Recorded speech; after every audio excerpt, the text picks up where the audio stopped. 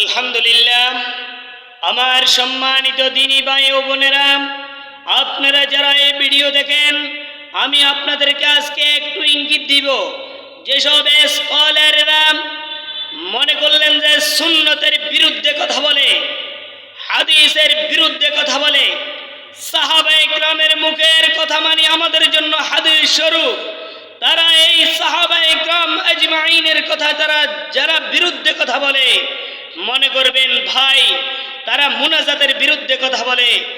যারা মনে করলেন যে এই ঈদ উল ফিতরের, ঈদ উল আজহার জামাতের 6 তাকবীর একসাথে দিয়ে তারপরে সালাত কায়েম করে, তারপরে কবলাল জুমা নামে কোনো সুন্নত নেই যারা বলে, মনে করলেন কিছু সংখ্যক মুসলমান যারা নামাজ কায়েম করে, মনে করলেন আপনাদেরকে এইগুলার বিরুদ্ধে যারা কথা বলে, মনে করলেন স্কলার যে শতানি স্কলার তারা সঠিক যদি স্কলার হইতেন, তাহলে যেসব মুসলমানেরা নির্যাতিত হইতেছে, যেমন ফিলিস্তিনের মুসলমান কত শিশু নারী তারা এমনভাবে ইসরায়েলের লোকেরা হামলা করতেছে, তাদের বিরুদ্ধে কোনো কথা নাই, বার্তা নাই।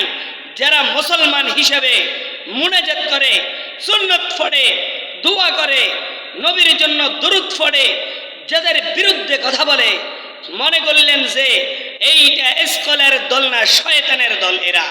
মনে করলেন সারা জীবন আপনি সুন্নত পড়লেন, এখন আপনাদেরকে এই সুন্নত থেকে তারা দূরে সরানোর জন্য, তাহলে ও মুসলমান ওই মানুষগুলোকে তাদের ওয়াজ শুনবেন না।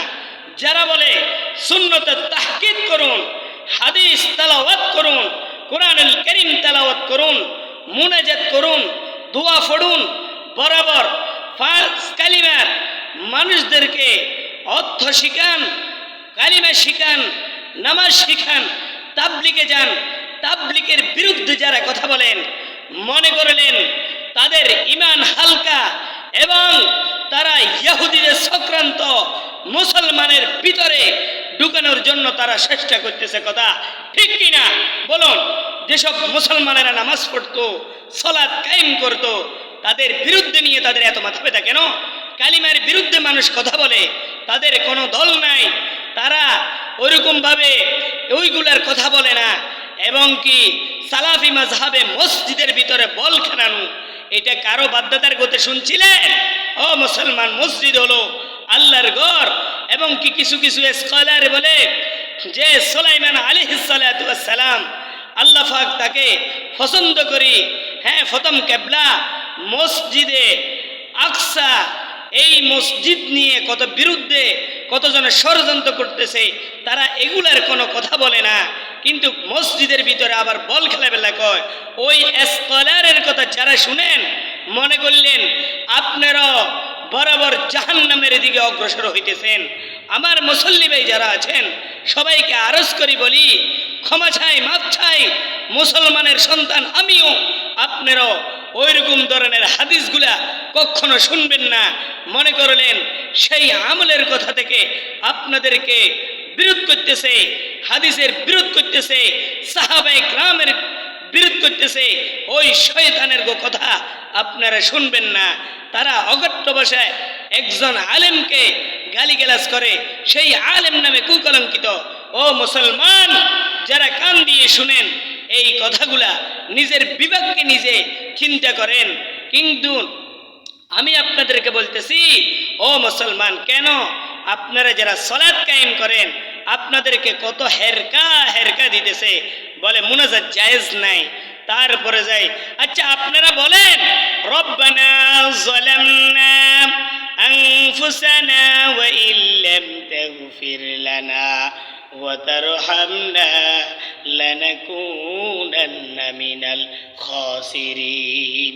এই যে দোয়াটা তেলাওয়াত করলাম, আল্লাহর কাছে বলবেন, আল্লাহ জুলুম করছি, বিভিন্ন রকমের অন্যায় করছি, অপরাধ করছি, মাপ চাইলে আন্নের গুনাহ হইব না সওয়াব হইব? কথা বলেন। তাহলে যদি সওয়াব হয় আল্লাহর কাছে নত স্বীকার করেন। তারা বলে যে হাত তুলি মুনাজাত জায়েজ নাই। কি বলেন আপনারা? এগুলা কি মুসলমানের ভিতরে হেয়ারকাট দিতেছে না?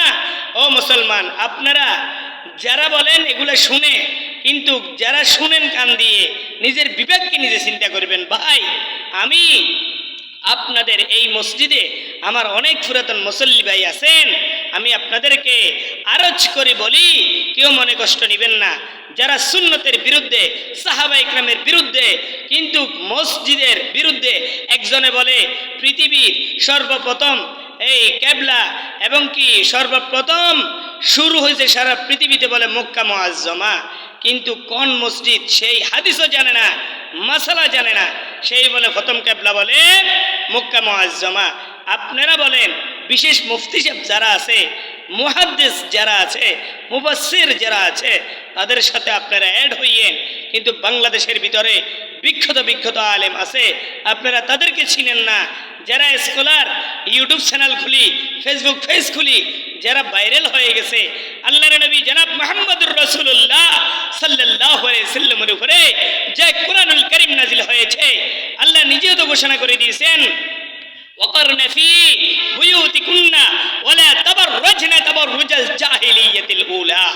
যেমন যুগ জাহিলি আসবে, মানুষ আলেমদের সুরত ধরে ইমান নষ্ট করার জন্য তারা চেষ্টা গ্রহণ করবে। দেখেন অনেক রকমের সরকারি লোকেরা, কিন্তু তারা ওই রকম সাজিয়েও দেখে যে কোনো রকম তারা লাভ করতেছে না। যখন আলেমদেরকে মানুষ ইজ্জত করে, ওই কারণে তারা আলেম সাজিয়ে ইসলামের বিরুদ্ধে, হাদিসের বিরুদ্ধে কথা বলে, কিন্তু যারা নামাজ পড়ে না তাদেরকে দাওয়াত দেয় না। যারা মুসলমানদেরকে ধ্বংস করতেছে তাদের কোনো ওইরকম ধরনের দল নিয়ে না ইসলামের বিরুদ্ধে কোনো কথা বলছে, ষড়যন্ত্র করেছে, তাদেরকে কোনো কথা বলে না। কিন্তু কালিমার বিরুদ্ধে কথা বলছে, তাদেরকে কোনো কথা বলে না। ফিলিস্তিনের মুসলমানদেরকে এইভাবে ধ্বংস করতেছে, তারা ওগুলা নিয়ে কোনো কথা বলে না। কিন্তু তারা যারা নামাজ পড়ে তাদেরকে হেরকা দিয়ে তারা একেবারে ইসলামকে ধ্বংস করে দিয়েছে। কথা ঠিক কিনা?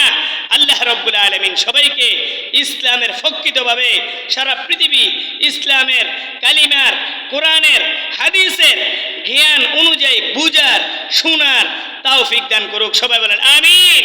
আর জোরে বলেন আমিন। আল্লাহ পাক সবাইকে ওই হাদিস অনুযায়ী আমল করার তৌফিক দান করুন। ওয়া আখির দাওয়ানা আনিল হামদুলিল্লাহি রাব্বিল আলামিন। ভাই যারা শুনেন বেশি বেশি শেয়ার কমেন্ট করবেন, আমাকে জানাবেন। আমি যা বলেছি আল্লাহ সবাইকে বুঝার এবং আমল করার তৌফিক দান করেন। ওয়া আখির দাওয়ানা আনিল হামদুলিল্লাহি রাব্বিল আলামিন।